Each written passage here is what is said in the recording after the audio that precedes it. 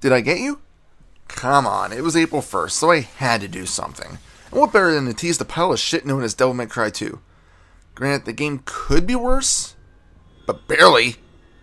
So let's start by saying that Devil May Cry is a hell of a game. It's fun, it's gory, it's action-packed, and Dante kicks ass. But when you move on to DMC 2, you just have to wonder what the hell happened. The game forgets everything that made the original fun and went instead to a more mundane, boring trek through an unknown village, city, and big-ass tower.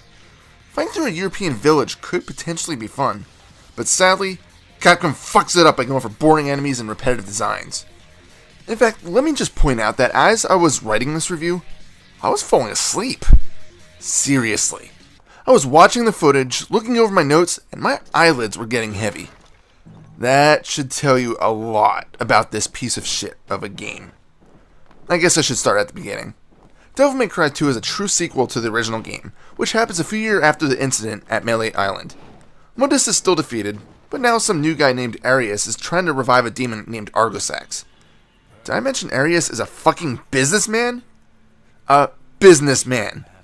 Not a warlock, a sorcerer, or even a demon himself. Just some fucking suit meddling in black magic. Okay then.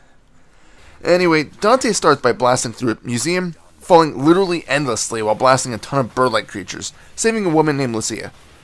Lucia and Dante's paths intertwine constantly, as they are both looking for legendary artifacts before Arius finds them. These artifacts give the user a power to call on Argosax. As such, Dante finds them and prevents Arius from summoning the demon. Sort of. I'd like to go on about the story, but let's just get one thing straight right away. It's so fucking boring. It's not interesting at all. And even the cutscenes are sleepworthy. The biggest disappointment is Dante himself. He rarely talks, and even worse, he lost all the personality he had in the original game. Now, he doesn't retort back with sarcastic remarks. Here, he just acts like an arrogant asswipe and is a dick in front of everybody, who's genuinely trying to help him. There's a part where Lucia finds something out about herself, and Dante just shrugs it off, ignoring her. This is completely different to his attitude in the original game, where he actually showed feelings towards Trish, even after events later in the game take a sharp turn. Speaking of, do you remember Trish? She's the chick who assaulted Dante in the intro, and at the end assists him in his business. Well, she isn't shown anywhere in the game. Or at least, not story-wise. You do get to access her when finishing the game, but other than that, she's not involved in the story at all. How lame is that? The only slightly redeeming factor to that is that Lucia is playable. She has as little of a character that Dante does, and she plays similarly. Sure, she doesn't have guns, but her range attacks are daggers and grenades. She can also swim and gets a horribly downplayed spear gun. If you didn't like the original one, you are really going to despise this one. At least this time around, the swimming sections aren't in first person, but that doesn't mean they're any more fun. In fact, I preferred the original games, mainly because at least those segments were limited in number. As for the grenades, you might think of the original DMC's grenade launcher. But don't! Instead, you just get to lob a grenade haphazardly, and it'll explode wherever the fuck it feels like it. Just don't bother using it. Speaking of weapons, Dante. What the fuck happened to his weapons set? Sure, he still has ebony and ivory. Or does he? The game just now calls them handguns. Well, that's just frickin' stupid. Before they were easily identifiable, and obviously something he held dear. Now they're just generic little hand cannons. You still have access to a shotgun, which is still the best weapon available. Instead of a grenade launcher, Dante now gets a full-fledged rocket launcher, but it doesn't do nearly as much damage as it should. Dante also gets to exploit a dual set of SMGs, a weapon that can really break the game. Just hold down the trigger and watch the life meters drain to zero. Sure, it takes a while, even at max level, but why bother playing this game when you can just hold down one button to make life easier? Or you can use plan B. Run. Just run the fuck away. Seriously. Most battles in the game are entirely skippable. Yes, you're probably going to want to kill everything, because A, this is an action game, and B, you're going to want those red orbs to at least level up a bit to make the boss battles a bit easier. But seriously, why put in all these optional battles? I guess when I think about it, many of the fights in the original game are able to be bypassed too. But at least that was enjoyable. This game is just a blah. That fighting isn't even worth it. You'll probably want to evade enemies just so you can finish the game to absorb what little story there is. And in this case, it's double the fun, because you have 2 players to go through. Oh, You'd think that there'd be double the fun, but in reality, most of each other's levels are just rehashes. Sure, there's a few differences like Lucia's swimming areas, but all in all, most of the levels are nearly identical clones of each other. Lucia does have less of a campaign though, and her end bosses are ridiculously easy to defeat.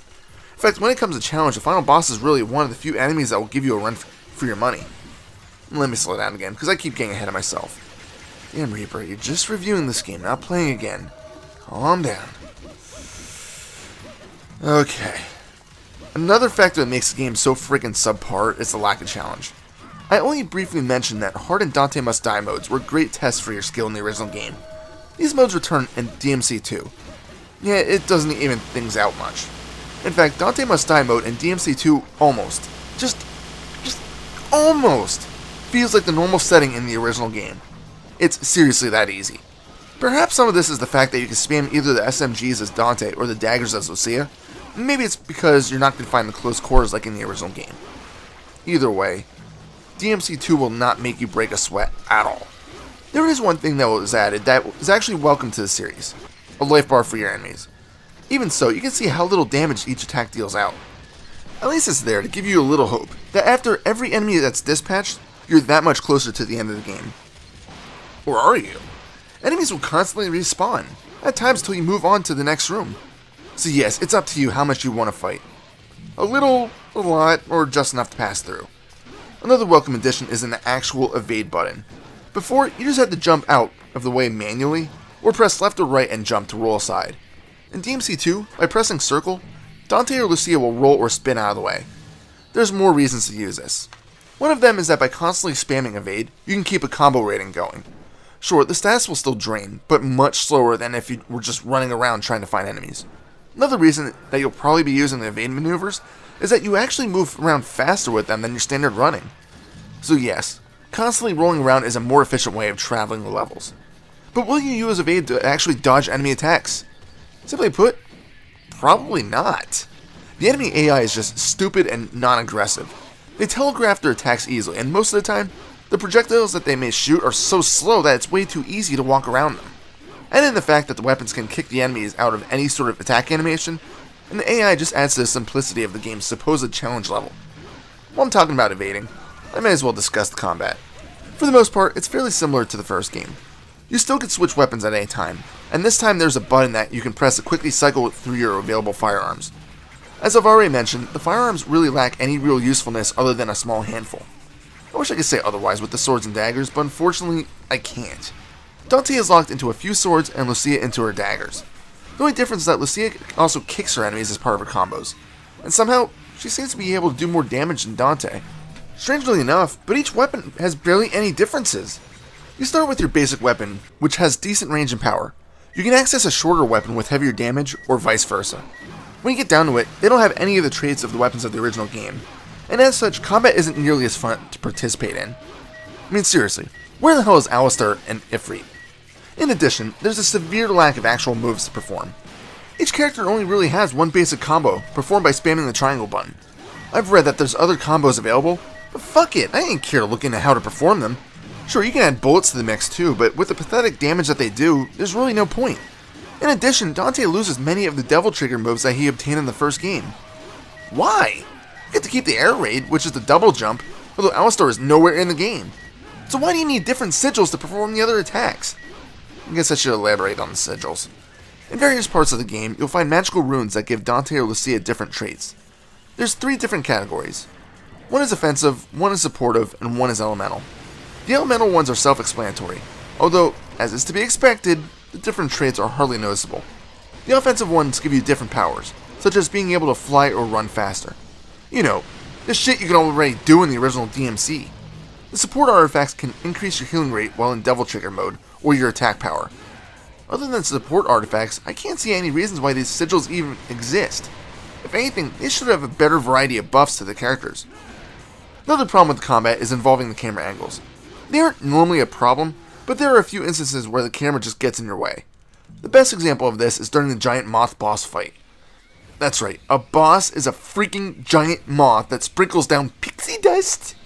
Yeah, that's pretty damn threatening, right? Anyway, it's not exactly that you can't see Dante, but instead, you can't see the enemy. So yeah, you're shooting at it, but if you can't see what you're hitting, who gives a shit? Another example of this is during the start of Mission 12. Dante has to navigate a strange room in the shape of a large sphere. Yet the camera angle doesn't give you the proper depth perception, so you'll get that you'll have to destroy the rotating squares, but it'll take you several tries to actually strike them and not miss. Speaking of this puzzle type area, there are a few puzzles in the game, but they are all half-assed. There's a wall puzzle in the second level, which involves you breaking walls to rotate other walls. Another puzzle has you attacking glowing orbs while platforms raise. Yet it's not timed, so you can just waltz around completing the puzzles at your own pace. With no urgency, there's no reason to really push yourself to complete the puzzles. And as such, they really shouldn't have even been in the game in the first place, especially considering how lackluster they are. One thing I must compliment the game on is that it's a bit smoother than the original game. DMC was great, but not exactly fluid. This is mostly seen when running around. Dante seems to sputter ahead. However, in DMC 2, everything is much more smooth. At least this is a pro in a game plagued with cons. Additionally, the upgrade system present in DMC comes back in the sequel. Unfortunately, again, this was downsized. The item selection is nearly identical, which is fine. However, there are no more extra abilities to purchase. Instead, you just opt to level up your weapon types, which just increases the damage that they do. That's it. Again, it's freaking confusing to see why the developers opted for this dumbed-down system. Another feature from the first game that returns is the enemy file system. But just like the upgrades, this takes a serious hit in the quality. Now, instead of a heavily in-depth encyclopedia of the enemy, it's just a very small blurb that really gives no insight on your demonic enemies. Considering how much thought that was probably put in the first game's monster journal, it's a head-scratcher to figure out why it was taken out. I guess the more I think of it, the game really just lacks any sort of real substance. Another returning feature is the secret rooms, but I'll let you guess on what happened to those. They are no longer skill-based challenges that test your abilities. Now, it's just a shitty square room where you have to destroy 2 waves of enemies. Ooh, that's hard. Only every 2 will grant you a blue orb piece. You do get to pick up a white orb while clearing this, but all it does is replenish some of your devil trigger gauge. Meh. One thing about the game that I'll admit is a minuscule complaint is the clouds of the environment. They just look out of place from the rest of the visuals. I guess I really can't explain why I think this way, but I'll let you take a look at it and get your own opinion. There's one new feature of the game that could have been fun, but just like the rest of the game, it starts to get really, really redundant. It's called the Bloody Palace. It's a survival type mode where you're in the same confined rooms as the secret rooms, destroying waves of enemies. This palace contains 1,000 areas, yet you don't have to clear each and every one. When you finish a wave, 3 portals will appear. One will advance your character 1 floor, another 10, and yet the other 100. All depending on what order you want to access these floors, you can skip floors that you know are troublesome. Of course, you may want to walk through for this, because unless you can memorize 1,000 floors of hell, you're probably not going to remember what floors are more difficult than the others. Speaking of the Bloody Palace mode being held in mundane looking rooms, let's talk about the level designs. They start off somewhat interestingly enough, but soon, you'll see that they head backwards through the same levels, as they are all warped in one way or another. The opening village is warped by the summoning of Argosax. The factory area gets destroyed a bit, so you have to retreat through a burning wreck. It's sad because everything just repeats in one way or another. Even if you play as the other character, you'll see the same things you've seen with the first one. Designs. How about the bosses, one of the more interesting features of the first game? Just like everything else, the bosses are a huge disappointment. You do fight Phantom at one point, but he's a pussy compared to the previous forms. Other bosses consist of a double-headed creature with 2 morning stars as hands, a giant minotaur that spins around and wields a giant axe, and a giant face that comes out of a high-rise. That last one is probably the most interesting boss, mainly because of the opening scene for it is the creature bursting out of the building. Eventually, it'll detach from its body and float around, but unfortunately this is where the boss fight falls flat because it just gets dumb. Another boss is a guy named Bulwark, which is probably the hardest one, arguably as difficult as the final fight. Bulwark can best be described as a guy with the same skill set as Nilo Angelo from the original DMC. Anyway, he has 2 wolves running around him, but those aren't the threat. Instead, Bulwark can attack you at a huge range, far beyond what Dante can physically strike at. Even when you think you're far enough away, he can rush you, grab you, continually strike you, and then throw you away. Because of the range, this is probably the most difficult boss fight. Again, debatable with the final boss. I just want to talk about the final bosses quick. First, Lucia. You get to fight Arius, who just acts like the floating head boss, so nothing new there. Surprise, surprise, the game still doesn't have anything new. For her final battle, she has to fight a giant spider-like creature that is supposedly Arius mixed with Argosax. It's actually a simple battle though. Sure, you're confined to a narrow hallway, but there's still enough room for you to jump around and spam throwing knives. How about Dante? Well, part 1, you have to defeat a reincarnation of every other boss in the game. They're all jumbled up in a giant mass, and each only has 1 or 2 different attacks. Once you defeat one reincarnation, you can move on to the next. You can also choose which blob to attack first. The reason why this fight can be so freaking easy is that you can stay out of the way of your enemies and just spam gunfire. Come on, guys, you could have came up with something a little bit better. The final fight is against something called the Despair Embodied. What kind of a name is that? Sounds more like a death metal band than a final boss fight, especially since the boss itself is just a humanoid devil. Just like Bulwark, it has a longer range, and that's its main advantage over Dante. However, you can probably get its attack patterns down fairly quickly and defeat it. Here's a little disclaimer, guys. I'm going to show you a part of the ending cutscene. Actually, the only reason why I'm showing you this is because it's a lone part of the game where Dante shows his classic personality.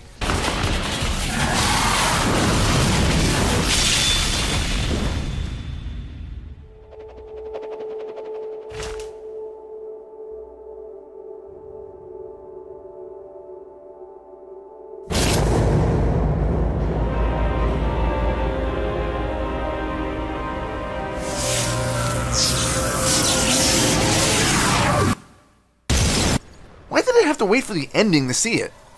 Fuck it. Okay, I'm done.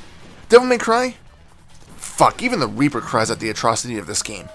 Compared to the action-packed fun of the original, this one is just a huge freaking letdown. It's not fun at all, and it just drones on and on. Sure, the levels are short, but it still doesn't mask the fact that it's just plain boring. So in a nutshell, don't bother playing this game unless you absolutely have to play every game in the series. Final score? 3 out of 10. This is Reaper. I'm on Facebook, facebook.com/ReapersReviews. Happy fragging.